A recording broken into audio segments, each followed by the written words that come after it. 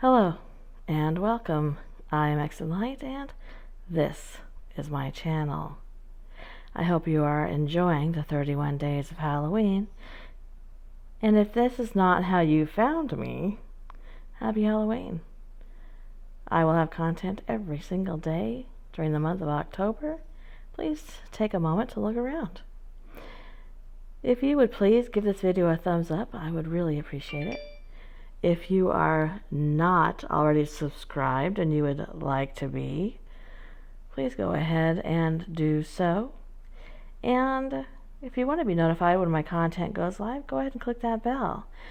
If you are already subscribed, could you please check that bell as well and make sure it's on the setting that you prefer. YouTube is not notifying people of when videos go live. It's not just me, it's everybody. So now that that is done, let's go ahead and talk about this. What we're going to talk about today is something called the Belmez Faces. It is the mystery of the people on the floor. I should say in the floor. That would be a better description. The article I'm going to reference today is on paranorms.com. There are plenty of articles on the internet about this phenomenon, but this one is pretty succinct and wraps it up very well, I think.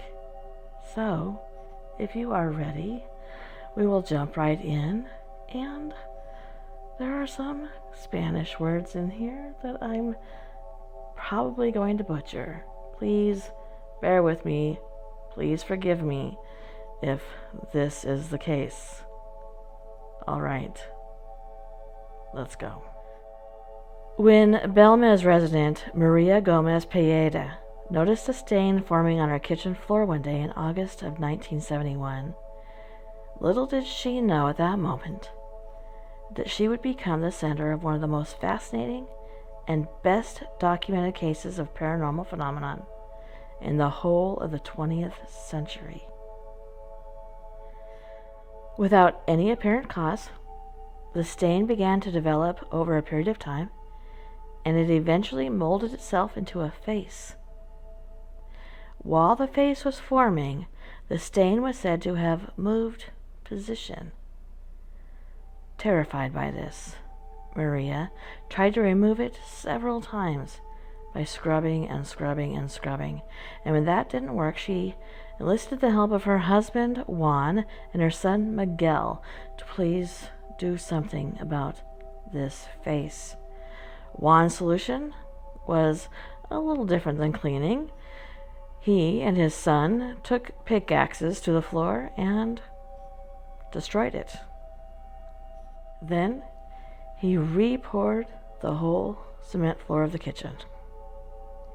They thought that would be the end of it. And for about a week, it was. Then the face reappeared. The family was frightened. They wanted this face removed permanently, and by now local gossip had begun to spread about the face in their floor. When the mayor heard about the Belmez face, as it was now being called, he took steps to ensure that the image was not destroyed. They carefully removed it, and they sent it off to be studied. The family asked the local council for any help that they could give them, and when the surveyors came to the property, the decision was made to excavate the whole kitchen. At that time, it was considered the best and only method to try and understand why the face was there in the first place. Well, it didn't take the workmen very long to figure out a possible reason. Buried almost 10 feet beneath this kitchen were some skeletons. Some of these skeletons had no skulls. Eventually, these skeletons were reinterred in a Catholic cemetery, but before that, they were tested and dated, and they appeared to be 700 years old. The hole was filled back up, concrete was poured, and the local council thought that everything was better, that it was over, their 15 minutes of fame was done. Unfortunately, a couple weeks went by, and there, on the floor, appeared another face. But this one was different than the one from before. In fact, everything was different this time, because instead of one single face making an appearance, multiple faces began to make appearances, and none of them would budge. One face would suddenly morph into another face. Sometimes this regeneration would happen within mere hours. Some of the Belmez faces that were put on display were those of women and children. Whatever the council had done by removing those corpses had made things worse for this family. And as things do, word of these occurrences began to spread far and wide, nationally and internationally. And Germany sent a renowned paranormal investigator whose name was Dr. Hans Bender to the home. It was Bender that cited this activity as the most important case of the century. From the very beginning, all this family wanted to do was get rid of these apparitions that had taken over their whole lives. Now they were forced to endure a new terror. The curious.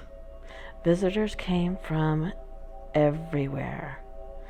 Then students, researchers, priests, police officers, journalists, and skeptics all wanted to get a look at these faces in this family's home. So, a full-scale investigation was launched. Samples of the concrete were sent to and this is where, please bear with me, the Instituto de Ceramica y Vidrio, otherwise known as the ICV, for study. The ICV could find zero evidence of any pigments or dyes or paint. They ruled out any type of a hoax. The remainder of the floor was photographed in sections and covered with jackets that were then sealed around the edges. Then the door and windows were all sealed with wax, and the kitchen was closed up. A German television crew filmed all of these precautionary measures with local dignitaries in attendance as well. They were satisfied that nobody could tamper with the scene without being detected. So, they left the kitchen alone for 3 months. When they officially unsealed the kitchen, the faces of Belmez had moved and evolved. So since it wasn't a hoax, what was it? Well, the researchers were willing to look into any ideas, and the one that they thought was most logical was a process known as thoughtography. Now, this is a psychokinetic ability that allows a person to project an image onto a surface, whether it's deliberately or accidentally, and they believed that it was Maria that was doing this. Now, I want to add here that rather than what would seem to some people to be the obvious, which is that perhaps the faces were those of the dead who had been buried underneath this kitchen, they decided to go with this woman being terrorized by these images must somehow be projecting them onto the floor. Alright, moving along. So, according to many academics, they made notes that Several of the expressions were identical to those of Maria at the time that the faces would appear. I'm going to play devil's advocate here and say that the only way they could possibly know that is if they were there with Maria at the time the faces were appearing. Something else they used against her was the fact that the faces tended to appear while Maria was present. However, keep in mind that the kitchen was closed off for 3 months, and not only were there faces present, but there were new faces, and the faces had moved. Unfortunately, this theory proved to be wrong when, on February 3rd, 2004, Maria passed away. But the faces continued to appear on the bare stone floor of her kitchen.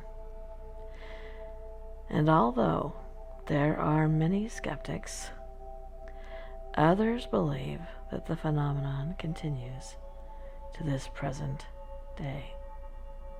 So, is this a paranormal experience? Phenomenon? Is this a case of a woman projecting possibly her own face onto this event? One thing we know for sure is that it is a mystery, and we may never know what causes the Belmez faces to appear. Good night.